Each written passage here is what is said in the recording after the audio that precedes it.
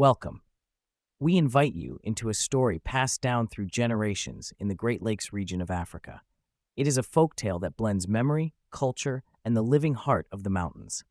This is the Drum of the Silverback, a story inspired by the mountain gorilla and the people who share its home.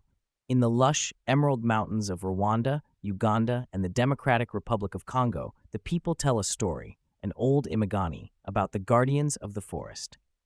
They say that long ago, before borders and before roads, the forest breathed in harmony with all who lived inside it. Morning mist curled through bamboo groves, birds traded songs across the canopy, and the mountain air carried the steady heartbeat of life itself, all watched over by one gentle giant. His name was Gahima, the one who brings peace. Though powerful enough to shake the earth, Gahima carried a patient, thoughtful heart. He led his family through the forest with the same calm rhythm as the ancient Rwandan Ngoma drum, steady, protective, and full of memory. Each day he guided the young, soothed the restless, and reminded his family where safety lived, in unity. But one season, something in the air shifted. The winds whispered of danger. Trees began to fall. New paths, carved not by animals but by people, cut into the forest floor. Strange metal snares glimmered in the undergrowth, and slowly, the forest that once rang with birdsong and gorilla calls grew quieter and quieter. As the people's world grew, the gorilla's world shrank. Gahima could feel it. In Rwandan folklore, there is a saying, "The one who uses strength alone forgets the power of wisdom." Gahima understood that instinctively.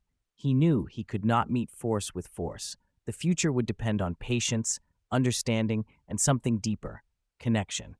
One misty morning, a young child wandered into the forest, lost, curious, and unafraid. Gahima stepped forward, not with fury but with the gentleness that made him a legend. They say he lowered his head, letting the child rest a small hand on the silver fur along his back. It was a gesture of trust and a bridge between worlds.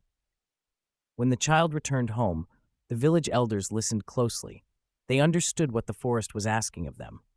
A creature that shows Ubuntu, they said, the belief that we are all connected must be protected.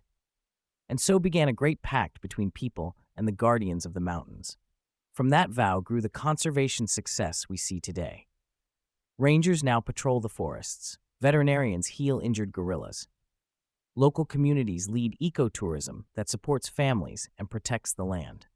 And because of their efforts, the mountain gorilla, once on the edge of extinction, now climbs slowly, steadily back toward safety.